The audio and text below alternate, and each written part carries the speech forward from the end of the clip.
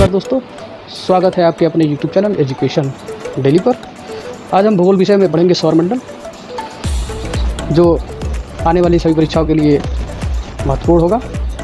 जिसके अंदर हम आज चर्चा करेंगे कि सूर्य क्या है, सौरमंडल क्या है, कौन से ग्रह हैं, कौन से उपग्रह हैं, इसके बारे में जानकारी प्राप्त करेंगे और समझने का प्रयास करेंगे कि सौरमंडल क्या है और वो किस तरह आपस में सूर्य का भ्रमण करते हैं, परिक्रमा करते हैं और कितने समय में अपनी चक्र पूरा करते हैं, कितने समय में अपना जो पृथ्वी की परिक्रमा करते हैं, इसके बारे में जानकारी प्राप्त करेंगे। तो आइए समझते हैं सौरमंडल को संक्षिप्त डिटेल में, उसके बाद फिर धीरे धीरे सबके बारे में जानकारी प्राप्त करेंगे। जैसा कि आपको पता है कि सूर्य तथा उसके चारों ओर भ्रमण करने वाले ग्रहों, उपग्रहों, धूमकेतु, उल्काएं, क्षुद्र ग्रहों तथा अन्य आकाशीय पिंडों के समूह को सौरमंडल कहते हैं। कभी कभी इस प्रश्न से ही क्वेश्चन आ जाते हैं कि सौरमंडल में कौन कौन सी चीज़ें हैं, जिसमें कभी नेबुला या फिर और भी चीज़ें दे देती हैं। तो कभी कभी इस उदाहरण से ही प्रश्न आ जाते हैं। तो जैसा कि आपको पता है कि सूर्य जो है वो सौरमंडल का केंद्र है और समस्त सौरमंडल के समस्त ऊर्जा का जो स्रोत है वो सूर्य है। और सौरमंडल के सभी पिंड जो है वो गुरुत्वाकर्षण के कारण आपस में बंधे रहते हैं और तथा एक सूर्य की परिक्रमा करते रहते हैं। सूर्य जो है वो उसका व्यास जो है 13,92,200 किलोमीटर है, जो पृथ्वी के व्यास से लगभग 110 गुना ज़्यादा है। और सूर्य में जो ऊर्जा होती है वो नाभिकीय संलयन से बनती है, जिसमें हाइड्रोजन के 2 अणु मिलकर हीलियम का निर्माण करते हैं और ऊर्जा मुक्त करते हैं। वैज्ञानिकों का मानना है कि जिस दिन ये हाइड्रोजन हीलियम में बदल जाएंगे उस दिन सूर्य जो है वो समाप्त हो जाएगा। वैज्ञानिकों ने अनुमान लगा है कि सूर्य की जो आयु है लगभग 5 बिलियन वर्ष है और तथा सामान्य तारे जो हैं उनकी आयु जो है वो लगभग 10 बिलियन वर्ष है। और वैज्ञानिकों ने ये भी पाया है कि जो हमारी मंदाकिनी है उसमें करीब 100 अरब तारे हैं, जिसमें से सूर्य भी एक तारा है। और सूर्य में 71% hydrogen, 26.5% helium, 1.5% carbon, nitrogen, oxygen, neon तथा 1% लौह समूह एवं अन्य भारी तत्व पाए जाते हैं। और सूर्य से जो प्रकाश निकलता है पृथ्वी पे, जो हमको धूप के रूप में मिलता है, वो सूर्य ताप का लगभग 2 अरबवां भाग होता है जो हमें यहाँ मिलता है। आइए इसके बारे में डिटेल से जानते रहेंगे। तो आज हम सौरमंडल के अंतर्गत जितने भी उपग्रह है उसके बारे में जानकारी प्राप्त करेंगे।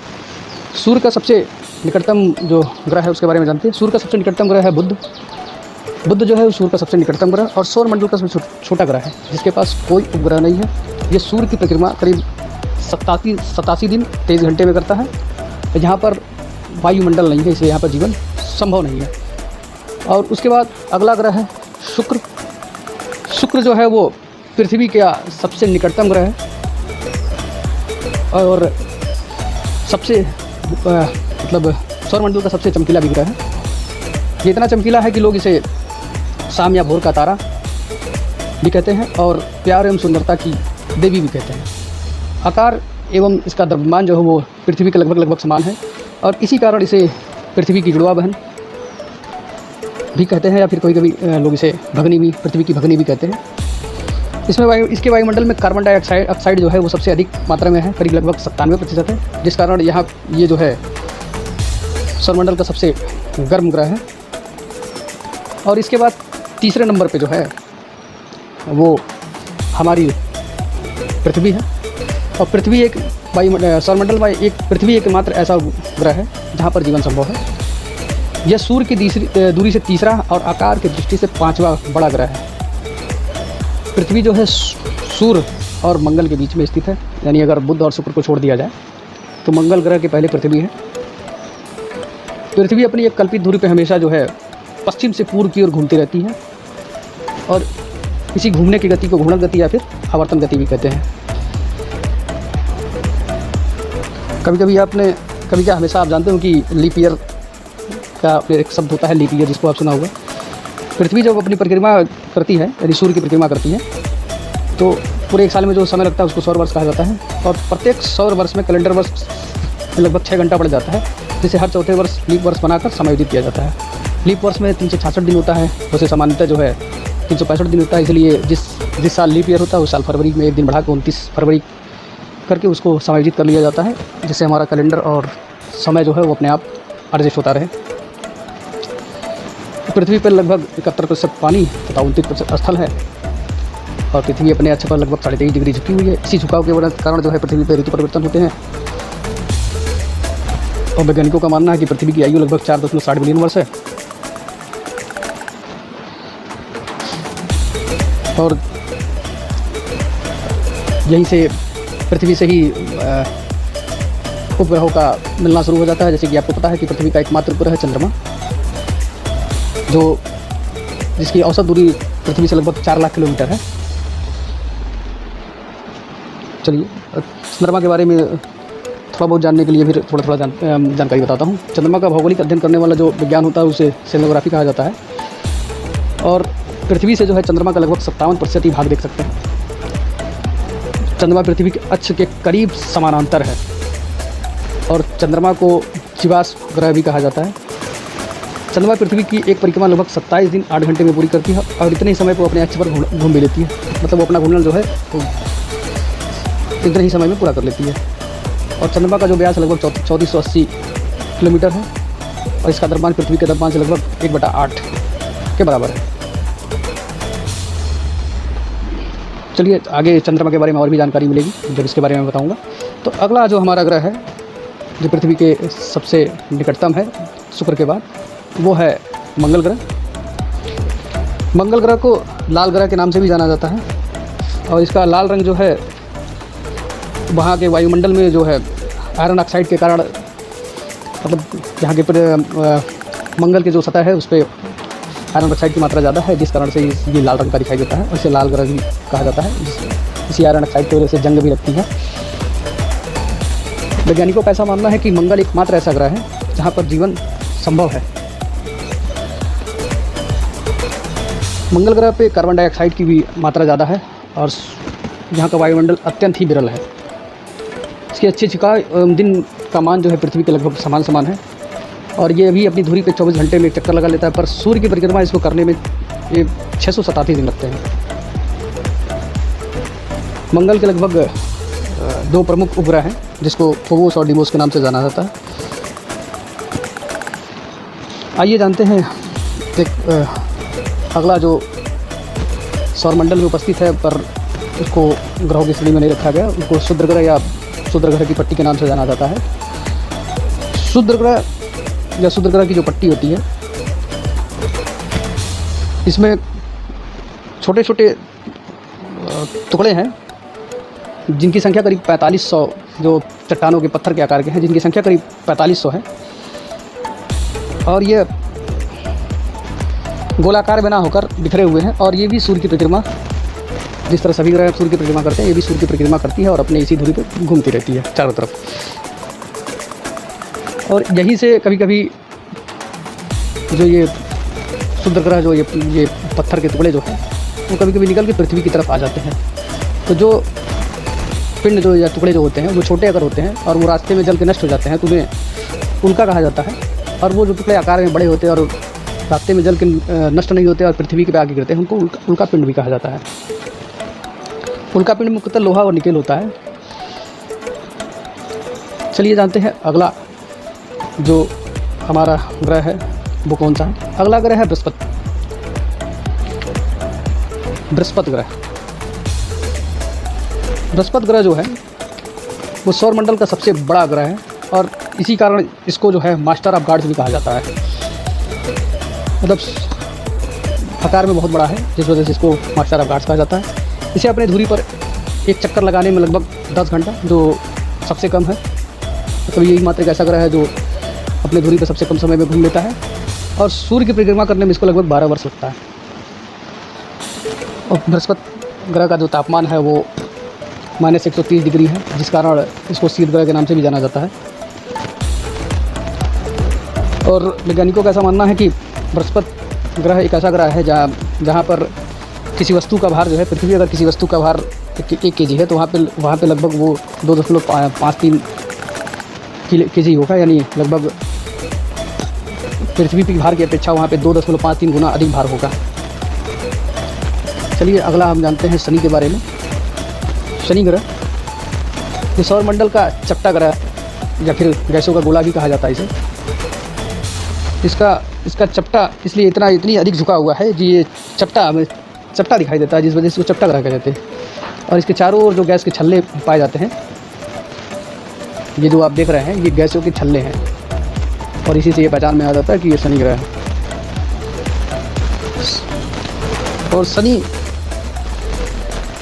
ग्रह जो है एक इसकी विशेषता है, इसका जो ये रिंग जो है ये इसको चतुर्दिक वलय या फिर रिंग्स के नाम से जाना जाता है, और ये आंखों से देखा जा सकता है, मतलब देखे जाने वाला अंतिम ग्रह है, जिसको हम आंखों से देख सकते हैं।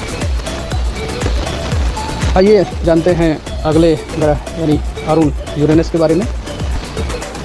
अरुण ग्रह का नामकरण जो ग्रीक देवता यूरेनस है उसके नाम पे रखा गया है। ये सौरमंडल का तीसरा सबसे बड़ा ग्रह है, और इसका तापमान लगभग 27 डिग्री सेल्सियस होती है। इसकी खोज जो है 1781 में विलियम हर्शेल द्वारा की गई थी, और इसे हरे ग्रह के नाम से भी जाना जाता है। आइए जानते हैं अगला जो है वरुण यानी नेपच्यून। ये ग्रह भी हरे रंग का है, और ये सूर्य की दूरी से सूर्य से सबसे अधिक दूरी पर स्थित ग्रह है। इसके जो उपग्रह हैं उसकी संख्या करीब 8 है, और इसका वायुमंडल इतना घना है जिसमें हाइड्रोजन, हीलियम, मीथेन तथा अमोनिया विद्यमान है, और इसके चारों ओर जो है मीथेन गैस का एक ठंडी लेयर पूरी बादल सा लगा हुआ है। तो आइए हम वीडियो में और आगे बढ़ते हैं, और इन सभी सूर्य, बुध, शुक्र, पृथ्वी, मंगल, बृहस्पति, शनि, अरुण, वरुण इन सब के बारे में डिटेल से जानते हैं। एक और ग्रह हुआ करता था, पहले ग्रहों की संख्या पहले 9 हुआ करती थी। 2006 में जब अंतर्राष्ट्रीय खगोलशास्त्रीय संगठन जो IAU ने अगस्त 2006 में एक बैठक सम्मेलन की, जिसमें ग्रहों को नए परिदृश्य से परिभाषित किया गया कि जिसके तहत ग्रह वह खगोलीय पिंड है जो सूर्य के परित घूमता हो, गुरुत्वाकर्षण बल हो ताकि वो गोल स्वरूप को बनाए रखे, और उसके आसपास अन्य खगोलीय पिंडों का भीड़ ना हो।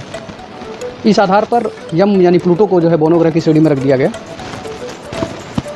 और जो हमारे ग्रह हैं IAU ने जो हमारे ग्रह हैं उसको 2 भागों में बांट लिया है।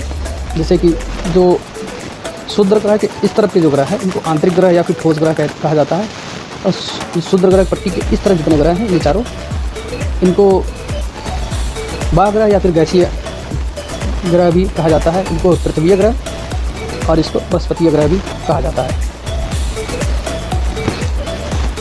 और इस प्रकार जो है 2006 से ग्रहों की संख्या जो हुई वो 8 हो गई। चलिए वीडियो में आगे हम सभी के बारे में अलग से संक्षिप्त विवरण प्राप्त करते हैं। तो आइए हम जानते हैं सूर्य के बारे में। जैसा कि मैंने कुछ पीछे भी बताया है कि सूर्य एक तारा है जिसमें 71% hydrogen, 26.5% helium, 1.5% carbon, nitrogen, oxygen, neon तथा 1% लौह समूह तथा अन्य भारी गैस पाए जाते हैं। और सौरमंडल का केंद्र बिंदु है सूर्य है, और सौरमंडल के समस्त ऊर्जा का स्रोत भी सूर्य ही। सूर्य के ऊर्जा का स्रोत नाभिकीय संलयन है, जिसमें हाइड्रोजन के 2 अणु आपस में मिलकर हीलियम का निर्माण करते हैं तथा ऊर्जा मुक्त करते हैं। वैज्ञानिकों का यह भी मानना है कि जिस दिन ये जो हाइड्रोजन है वो हीलियम में अगर बदल जाएंगे तो सूर्य जो है वो समाप्त हो जाएगा। यानी वैज्ञानिकों ने सूर्य की जो आयु है करीब 5 बिलियन वर्ष बताया है, जैसा कि आप देख सकते हैं। और सामान्य तारे जो होते हैं उनकी आयु जो है वो 10 बिलियन वर्ष बताई गई है। सूर्य के केंद्रीय भाग को कोर कहा जाता है, तथा सूर्य का तापमान लगभग 15 मिलियन डिग्री सेल्सियस है, तथा बाहरी सतह का तापमान 6 डिग्री सेल्सियस है, एवं सौर कलंक का तापमान जो है वो 4500 डिग्री सेल्सियस है। सौर कलंक का जीवन काल कुछ घंटों से लेकर कुछ सप्ताह तक होता है, और इसके धब्बे का जो ताप होता है वो 4500 डिग्री सेल्सियस होता है। अगर ये सौर कलंक ज़्यादा दिन तक बने रहते हैं तो पृथ्वी पे जो रेडियो संचार जो है वो उसमें बाधा उत्पन्न होती है। और सौर कलंक बनने और बिगड़ने की जो प्रक्रिया होती है करीब 22 वर्ष तक चलती रहती है। सूर्य में स्थित जो ये चमकीले धब्बे होते हैं इसे प्लेजस भी कहा जाता है। आइए और भी जानते हैं थोड़ी सी। और पृथ्वी को सूर्य ताप का लगभग 2 अरबवां भाग मिलता है, मैंने पीछे भी बताया था। सूर्य का वो भाग जो आँखों से देखा जा सकता है उसे प्रकाश मंडल कहा जाता है। यानी कि जो किनारे किनारे जो प्रकाशमान है, इनको जो हम आँखों से दृष्टिगत होता है उनको प्रकाश मंडल कहता है। प्रकाश मंडल के किनारे जो प्रकाशमान नहीं होता है, क्योंकि सूर्य का प्रकाश जो है प्रकाश को अवशोषण कर लेता है, इसे वर्णमंडल भी कहता है, और ये लाल रंग का होता है।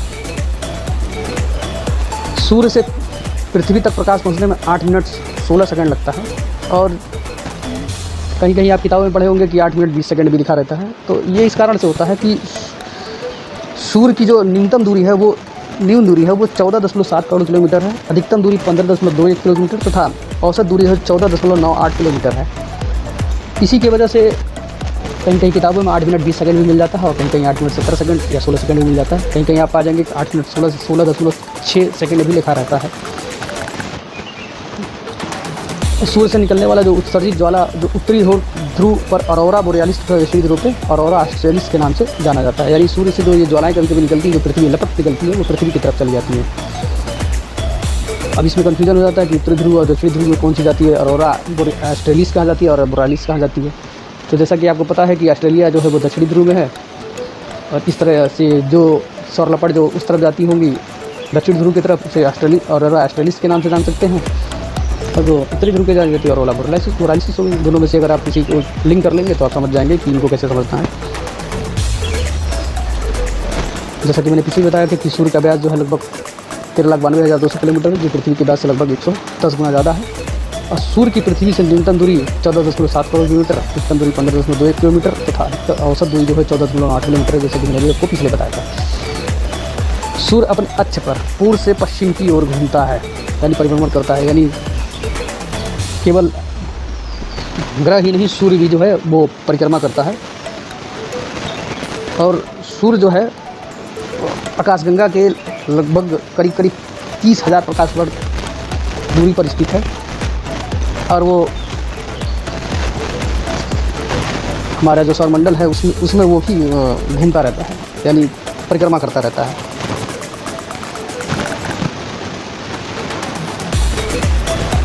और सूर्य जो है लगभग 250 किलोमीटर प्रति सेकंड की गति से 22.5 वर्ष में मंदाकिनी की नाभि की परिक्रमा करता है। इस अवधि को एक ब्रह्मांड वर्ष भी कहा जाता है। यानी केवल ग्रह ही नहीं, सूर्य भी जो है वो परिक्रमा करता है, वो भी घूमता रहता है। और सूर्य जो है मंदाकिनी आकाशगंगा के केंद्र से लगभग 30,000 प्रकाश वर्ष की दूरी पर स्थित है, जैसा कि मैंने आपको पीछे भी बताया है। सूर्य के बारे में फ़िलहाल इतनी ही जानकारी बहुत होगी, और हम समझ रहे हैं कि एग्जामों में आने वाले लगभग जितनी प्रश्न होते हैं लगभग इसी के आसपास आधारित होते हैं। चलिए आगे जानते हैं हम बुध ग्रह के बारे में। बुध ग्रह के बारे में संक्षिप्त विवरण जानते हैं। जैसा कि मैंने पीछे ही बताया था कि बुध जो है वो सूर्य का सबसे निकटतम ग्रह है, सबसे छोटा ग्रह है, इसके पास कोई उपग्रह नहीं है, और ये सूर्य की परिक्रमा जो है 87 दिन 23 घंटे में पूरा कर लेता है। बुध ग्रह पर वायुमंडल नहीं है, यहाँ पर जीवन संभव नहीं है। इस ग्रह का कक्षीय झुकाव है वो 60 डिग्री सेल्सियस से 60 डिग्री सेल्सियस है, और ये ग्रह इस ग्रह का सबसे विशिष्ट गुण है इसका चुंबकीय क्षेत्र, यानी इसमें चुंबकीय क्षेत्र जो है जिस कारण ये चीज़ों को अपनी तरफ आकर्षित करता है। अब बुध ग्रह की एक खास बात ये भी है कि यहाँ पे जो तापमान है वो लगभग 600 डिग्री सेल्सियस तक बदल सकता है। यानी दिन में इसका तापमान जो है वो 350 डिग्री सेल्सियस तक हो जाता है, और रात में माइनस करीब 150 डिग्री सेल्सियस तक भी चला जाता है। आइए जानते हैं अगला ग्रह जो है शुक्र यानी वीनस के बारे में। शुक्र जो है यह पृथ्वी का सबसे निकटतम ग्रह है, और सौरमंडल का सबसे चमकीला और गर्म ग्रह भी इसको कहा जाता है। ये पृथ्वी का सबसे निकट और सौरमंडल का सबसे चमकीला ग्रह और सबसे गर्म ग्रह भी होता है। इसमें वायुमंडल में जो कार्बन डाइऑक्साइड की मात्रा सबसे अधिक करीब 97 से 98 डिग्री प्रतिशत तक है। कहीं कहीं आप 97 पाएंगे पुस्तकों में, और कहीं कहीं 98% भी पा जाएंगे। इसी के कारण यहाँ का तापमान जो है सबसे अधिक रहता है। और ये सौरमंडल का सबसे चमकीला ग्रह है, जिस कारण इस ग्रह को प्रेशर कुकर लैनेट के नाम से भी जाना जाता है, यानी इतना गर्म होने के कारण इसको ही जानता है। और इतनी चमक है जिस कारण इसको शाम या भोर का तारा भी कहा जाता है। और कहीं कहीं किताबों में आपने पढ़ा होगा कि इसको प्यार एवं सुंदर की देवता भी कहा जाता है। पृथ्वी सूर्य जो है उसके पास, क्षमा करिएगा, शुक्र जो है उसके पास कोई उपग्रह नहीं है, और इसका द्रव्यमान और इसका जो है आकार जो है वो पृथ्वी के लगभग समान है, जिस कारण इसको पृथ्वी की जुड़वा बहन या फिर भगनी भी कहा जाता है, जिसे शाम या भोर का तारा भी कहा जाता है, जिसे मैंने पीछे आपको बताया है। इसका कोई भी उपग्रह नहीं है। सर्वाधिक चमकीला होने के कारण इसे प्यार एवं सुंदर की देवी भी कहा जाता है तथा इसे सुबह या भोर का तारा भी कहा जाता है। शुक्र ग्रह में फिलहाल इतनी जानकारी बहुत होगी, इससे संबंधित जो भी प्रश्न आते हैं लगभग इन्हीं पर आधारित होता है। और जैसा कि आप तस्वीर में देख सकते हैं कि अगला ग्रह जो है वो हमारी पृथ्वी है, जहाँ पे हम रहते हैं। आइए जानते हैं इसके बारे में। जैसा कि आपको पता है, सौरमंडल का मात्र एक ऐसा ग्रह है जहाँ पर जीवन संभव है, और ये सूर्य की दूरी से तीसरा तथा आकार की दृष्टि से पांचवा सबसे बड़ा ग्रह है। और ये सूर्य और मंगल के बीच स्थित है, यानी बुध और शुक्र को छोड़ दिया जाए तो जो है मंगल और सूर्य के बीच में जो पृथ्वी आती है, जैसा कि अभी मैंने यही इसी के बारे में बताया। और पृथ्वी अपनी धुरी पर पश्चिम से पूर्व की ओर घूमती है, और पृथ्वी की इसी गति को घूमना अथवा आवर्तन गति भी कहते हैं। और कभी कभी आपने पढ़ा भी होगा और जानते भी हैं कि लीप वर्ष होता है। पृथ्वी जो है सूर्य की एक परिक्रमा करने में जो समय लगता है उसे सौर वर्ष कहा जाता है, और प्रत्येक सौर वर्ष जो है कैलेंडर वर्ष से लगभग 6 घंटा बढ़ जाता है, जिसे हर चौथे वर्ष लीप वर्ष बनाकर समायोजित किया जाता है। लीप वर्ष में आपको पता ही होगा 366 दिन होते हैं, और जिसके कारण जिस साल लीप ईयर आता है उस साल जो है फरवरी में 29 दिन बनाकर उसको समायोजित कर लिया जाता है। और पृथ्वी जो है अपने अक्ष पे 23.5 डिग्री झुकी हुई है। इसी झुकाव के कारण यहाँ पर ऋतु परिवर्तन होता रहता है, और पृथ्वी की आयु लगभग 4.6 बिलियन वर्ष है, वैज्ञानिकों का ऐसा मानना है। और पृथ्वी का जो एकमात्र उपग्रह है वो है चंद्रमा, जिसकी दूरी पृथ्वी से लगभग 4 लाख किलोमीटर है, और जल की उपस्थिति के कारण इसे नीला ग्रह भी कहा जाता है। और पृथ्वी के बारे में कुछ और भी जानकारी आप जान लीजिए। पृथ्वी का संपूर्ण क्षेत्रफल जो है 51 करोड़ 1,05,00,000 वर्ग किलोमीटर है, और पृथ्वी पर जो जल है वो 71% है तथा स्थल जो है वो 29% है। और जल भाग का क्षेत्रफल जो है 36 करोड़ 11,50,000 वर्ग किलोमीटर है, और स्थल भाग का क्षेत्रफल है 14 करोड़ 89,51,000 वर्ग किलोमीटर।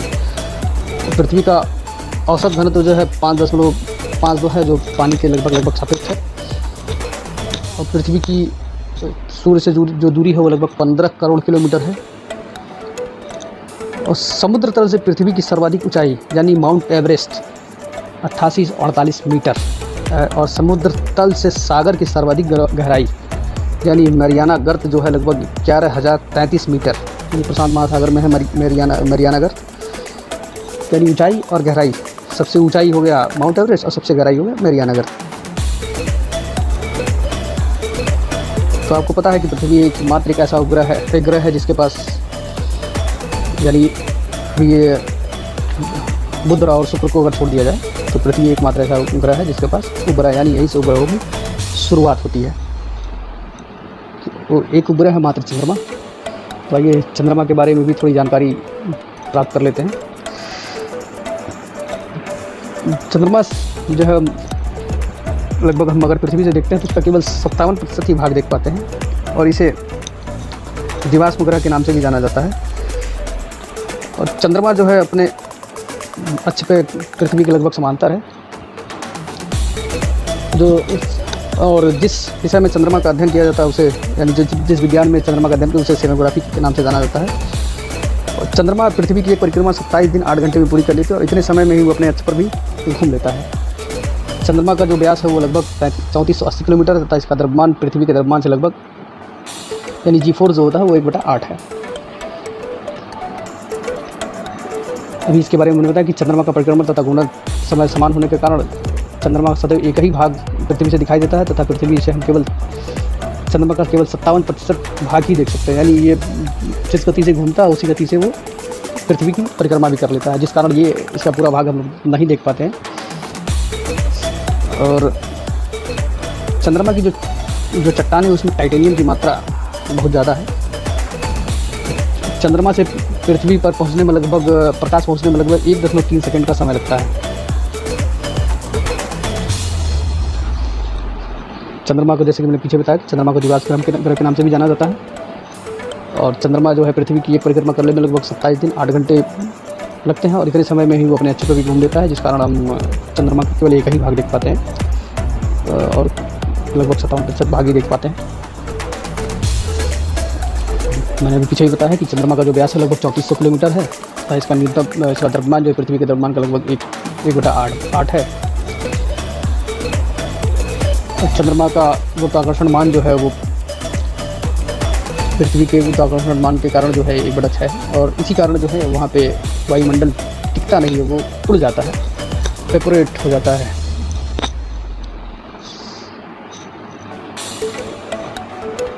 और 21 जुलाई 1969 को नासा द्वारा भेजा गया अपोलो 11 से पहले यात्री नील आर्मस्ट्रांग ने चांद पर कदम रखा तथा वहीं और जो वो जगह है उसे सी ऑफ ट्रैंक्विलिटी के नाम से जाना जाता है, जहाँ पर वो उतरे थे नील आर्मस्ट्रांग। चंद्रमा के बारे में और भी छोटी छोटी चीज़ें हैं। नील आर्मस्ट्रांग जब उतरे थे तो चंद्रमा से जो सैंपल ले आए थे पृथ्वी पर, उस सैंपल में जो चंद्रमा से लाया गया तो उसमें चट्टानों में जो था वो टाइटेनियम जो है बहुत अधिक पाया गया। और जांच करने में ये भी पाया गया कि चंद्रमा जो है वो पृथ्वी के जितनी पृथ्वी पुरानी है उतनी पुरानी चंद्रमा भी, यानी चंद्रमा की भी जो है लगभग 460 करोड़ वर्ष पुरानी है। तो आइए हम आगे बढ़ते हैं, अब जानते हैं मंगल ग्रह के बारे में। मंगल ग्रह के बारे में छोटी सी जानकारी भी हम ले लेते हैं और इसको समझने का प्रयास करते हैं कि मंगल ग्रह जो है वो इसे लाल ग्रह के नाम से भी जाना जाता है। इसका लाल रंग जो है इसके धरातल पे जो आयरन ऑक्साइड है इसके कारण ये लाल रंग का दिखाई देता है। तो आइए जानते हैं कि चंद्रमा के बारे में कौन कौन सी वो जानकारियाँ हैं जिनको हमको जानना चाहिए, जो एग्जामिनेशन पॉइंट ऑफ व्यू के लिए बहुत ही महत्वपूर्ण है। तो सबसे पहले है कि चंद्रमा को लाल ग्रह भी कहा जाता है, और आयरन ऑक्साइड के कारण ये इस ग्रह का जो रंग है वो लाल रंग है। अब वैज्ञानिकों का मानना है कि मंगल एक ऐसा ग्रह है जहाँ पर जीवन संभव हो सकता है, और जो मंगल है वो पृथ्वी से लगभग 5.44 करोड़ किलोमीटर की दूरी पर है, और इसका अक्षीय झुकाव जो है वो पृथ्वी के अक्षीय झुकाव के समान है, और ये अपनी दूरी पे 24 घंटे में एक चक्कर पूरा कर लेता था। सूर्य की परिक्रमा करने में इसको लगभग 687 दिन लगते हैं। और मंगल के दो प्रमुख उपग्रह हैं जिसके नाम क्रमशः फोबोस एवं डिमोस है। और जैसा कि मैंने पीछे बताया कि अपनी धुरी पर 24 घंटे में एक चक्कर पूरा कर लेता था। सूर्य की परिक्रमा 687 दिन में करता है। मंगल ग्रह का सबसे बड़ा ज्वालामुखी जो ओलंपस मोन्स के नाम से जाना जाता है।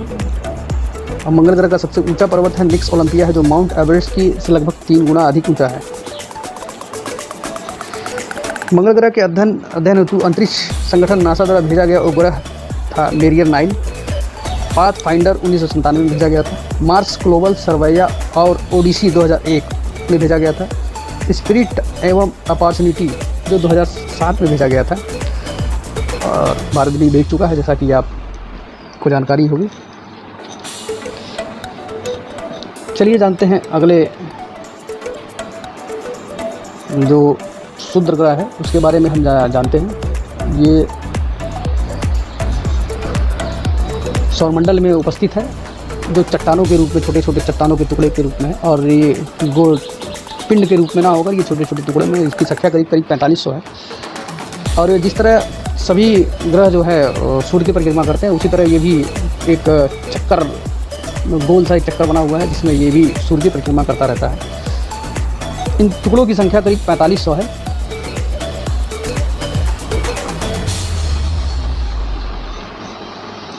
मंगल जो है क्षुद्र ग्रह जो है मंगल एवं बृहस्पति ग्रह के बीच स्थित छोटे ग्रहों की क्षुद्र ग्रह की पट्टी है, जिसे क्षुद्र ग्रह के नाम से जानते हैं। और इनकी संख्या 4500 जैसा कि मैंने पीछे बता चुका हूँ। और जो सिरिस सर्वाधिक चमकीला और सर्वाधिक बड़ा क्षुद्र ग्रह है, सिरिस नाम का एक है क्षुद्र ग्रह है, जिसका जो सबसे अधिक चमकीला और सबसे अधिक बड़ा है। और कभी कभी आपने पढ़ा भी होगा या जानते भी होंगे कि कभी कभी कुछ टुकड़े जो हैं पृथ्वी की तरफ आते हैं, जो आकार में छोटे होते हैं और जब यहाँ से टुकड़े निकल के पृथ्वी की तरफ आते हैं और वो जब पृथ्वी के वायुमंडल में जैसे प्रवेश करते हैं वो जल जाते हैं। तो जो टुकड़े छोटे आकार में छोटे होते हैं वो पृथ्वी पे पहुंचने से पहले ही वो जल जाते हैं और नष्ट हो जाते हैं। तो ऐसे जो पिंड होते हैं उनको उल्का कहा जाता है, और ये भूमंडलीय घर्षण के कारण जल के नष्ट हो जाते हैं। और जो आकार में बड़े होते हैं और वो मतलब अपने रास्ते में वो जलते नहीं हैं और वो पृथ्वी पर आगे गिर जाते हैं। फिर जो आकाशीय पिंड जो नीचे आकर पृथ्वी पर आकर गिर जाते हैं उन्हीं को उनका पिंड के नाम से जाना जाता है।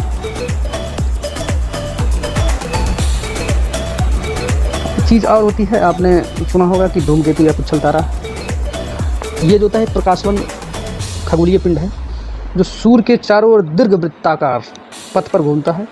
उसमें एक ठोस पिंड तथा उसमें से एक लंबी पूंछ निकली होती है जिसका कुछ भाग मीथेन, अमोनिया, कार्बन डाइऑक्साइड एवं जलवाष्पों से परिपूर्ण रहता है। और जो पुच्छल तारा उसकी पूंछ जो होती है वो सूर्य के विपरीत दिशा में होती है। चलिए, एक धूमकेतु आपने सुना होगा कि हेली नाम का एक धूमकेतु था जो प्रत्येक 76 वर्ष के पश्चात जो है दिखाई देता है पृथ्वी पर। पिछली बार ये जून 1986 में देखा गया था, तो अगली बार ये जो है 2062 में पृथ्वी पर दिखाई देगा। जैसा कि मैंने बताया था कि उल्का एक ऐसे आकाशीय पिंड है जो आकार में छोटे होते तब भूमंडलीय घर्षण के कारण मार्ग में जलकर नष्ट हो जाते हैं, वो उल्का कहलाते हैं। उल्का पिंड ठीक इसके विपरीत होते हैं जो ऐसे आकाशीय पिंड होते हैं जो भूमंडलीय घर्षण के कारण मार्ग में जलकर नष्ट नहीं होते और पृथ्वी आकार गिर जाते हैं, उनको उल्का पिंड भी कहा जाता है। आइए जानते हैं बृहस्पति के बारे में, यानी जुपिटर के बारे में। थोड़ी सी जानकारी इसके भी ले लें और समझते हैं कि किस तरह बृहस्पति ग्रह जो होता है वो उसके बारे में कौन कौन सी जानकारियाँ हैं जो हमको जाना जाता है। बृहस्पति ग्रह जो है वो सौरमंडल का सबसे बड़ा ग्रह है और ये इतना बड़ा है कि इसके मास्टर ऑफ गाड्स के नाम से भी जाना जाता है। आइए जानते हैं बृहस्पति ग्रह के बारे में। सौरमंडल का सबसे बड़ा ग्रह होने के कारण इसे मास्टर ऑफ गाड्स भी कहा जाता है और ये अपनी धुरी पर एक चक्कर लगाने में लगभग 10 घंटा यानी सबसे कम तथा सूर्य की परिक्रमा करने में लगभग 12 वर्ष का समय लगाता है। इसका तापमान -130 डिग्री सेल्सियस है, जिस कारण इसे शीत ग्रह भी कहा जाता है।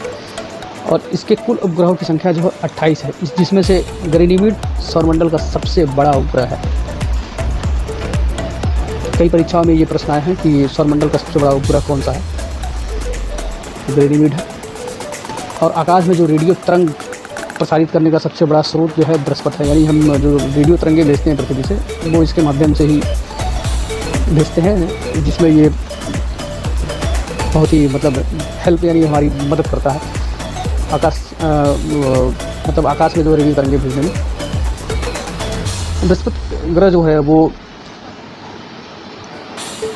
वहाँ पे जो है पृथ्वी का जो भी वस्तु अगर हम लेके जाते हैं बृहस्पति ग्रह पे तो उसका जो वज़न होगा लगभग 2.53 गुना जो होगा वो अधिक होगा।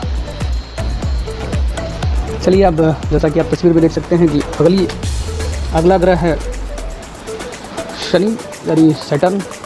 इसके बारे में थोड़ी सी जानकारी लेते हैं और जानते हैं। ये सौरमंडल का छठा ग्रह है। इसे गैसों का गोला भी कहा जाता है। गैसों का गोला इसलिए कहा जाता है कि इसके किनारे किनारे ये जो रिंग्स मौजूद हैं, इस वजह से जिसमें जो करीब गैसों से ही बना हुआ है और इसके चारों ओर जो है गैसों का छल्ला है। और आइए आगे जानते हैं। फिर ये सौरमंडल का दूसरा सबसे बड़ा ग्रह तथा नग्न आंखों से देखे जाने वाला अंतिम ग्रह है और इसके जो उपग्रह हैं वो करीब 31 हैं। इसकी सबसे बड़ी विशेषता है इसके चतुर्दिक वलय जो रिंग है इसके, यही इसकी सबसे बड़ी स्पेशलिटी है। ये आंखों से देखे जाने वाला अंतिम ग्रह है। टाइटन शनि का सबसे बड़ा उपग्रह है जो बुध के बराबर है और ये सौरमंडल का एक ऐसा उपग्रह है जिसका अपना अस्थायी वायुमंडल है। और शनि ग्रह के बारे में थोड़ी सी और जानकारी अगर हम लेना चाहें तो समझ लेते हैं कि शनि का अध्ययन करने के लिए 1998 में एक उपग्रह छोड़ा गया था जिसका नाम कैसिनी था। और शनि का उपग्रह जो फोर्ब्स है, शनि की कक्षा में एक उपग्रह है शनि का, फोर्ब्स के नाम से, जो शनि की कक्षा से विपरीत दिशा में परिक्रमा करता है। और ये अगले ग्रह के बारे में हम लोग जानते हैं। अगला ग्रह जैसे कि आप तस्वीरों से पहचान ही गए होंगे ये कौन सा है। अगला ग्रह है अरुण यानी यूरेनस। इसके बारे में हम जानते हैं। अरुण ग्रह का नाम ग्रीक देवता यूरेनस के नाम पर रखा गया है और इसकी खोज सन 1781 ईस्वी में विलियम हर्शल द्वारा की गई थी। ये सौरमंडल का तीसरा सबसे बड़ा ग्रह है तथा इसका तापमान लगभग 27 डिग्री सेल्सियस है। इसे हरे ग्रह के नाम से भी जाना जाता है। इसका हरा जो रंग है वायुमंडल में मीथेन गैस के कारण है, ये हरे रंग का दिखाई देता है और ये अपने अक्ष पर अन्य ग्रहों के विपरीत यानी पूर्व से पश्चिम की ओर घूमता है। यानी यहाँ पे सूर्य जो है वो पश्चिम की ओर है, सूर्यास्त जो है वो पूरब की ओर होता है।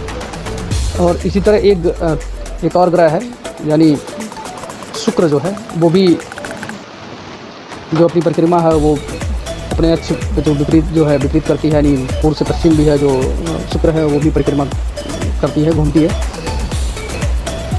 और इसके जो उपग्रह है उसकी संख्या जो है 21 है, जिसमें से एरियल, मेरिंडा, टाइटेनियम आदि प्रमुख है। इन्हीं पे आधारित कुछ प्रश्न आते हैं।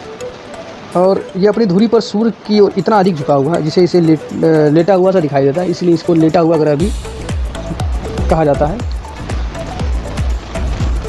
और ये हमारा अगला और अंतिम ग्रह है वरुण यानी नेपच्यून। कभी कभी कन्फ्यूजन हो जाता है कि अरुण और वरुण यानी यूरेनस या फिर नेपच्यून में यूरेनस कौन सा है और नेपच्यून कौन सा है। तो U for Uranus, N for Neptune यानी UN यूनाइटेड नेशन। इसको जोड़ के आप समझ सकते हैं ये यूरेनस कौन सा है कि और नेपच्यून कौन सा है, कौन सा पहले आता है कौन सा बाद में आता है। अगला है वरुण यानी नेपच्यून। इसके बारे में हम जानकारी ले लेते हैं, छोटी सी जानकारी इसके बारे में भी। ये सूर्य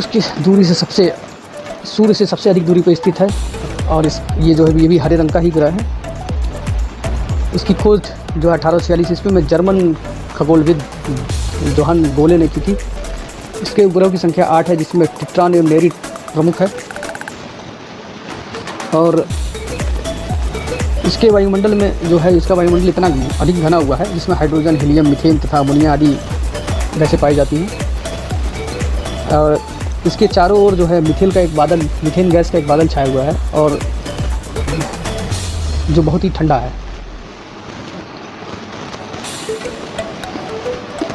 तो फिलहाल इस वीडियो में इतना ही था। आशा करता हूँ कि आपको वीडियो पसंद आएगा। वीडियो पसंद आए तो कृपया लाइक करिए, शेयर करिए, सब्सक्राइब करिए और कमेंट सेक्शन में बताइए कि आपको वीडियो कैसा लगा। अगर आप वीडियो को ज़रूर नहीं है कि आप वीडियो लाइक ही करें, अगर वीडियो पसंद ना आए तो डिसलाइक भी कर सकते हैं और कमेंट ज़रूर करके बताइए, जिससे ये हमें पता चलता है कि वीडियो में क्या कमी रह गई थी या फिर नई चीज़ें क्या थी जो छूट गई, जिन्हें हमें वीडियो में ऐड करना चाहिए था। तो कृपया आपसे अनुरोध है कि अगर आप वीडियो देखते हैं तो कमेंट सेक्शन में ज़रूर बता दीजिए कि आपको वीडियो कैसा लगा। वीडियो को बहुत ही छोटा बनाने का प्रयास किया हूँ और बहुत सारी चीज़ें थी जो मैंने नहीं बताया है, मोटी मोटी बातों को बताया है जिससे आप समझ सकें। चलिए, वीडियो पसंद आए तो कृपया लाइक करिएगा। मिलते हैं अगले वीडियो में, तब तक के लिए नमस्कार, जय हिंद।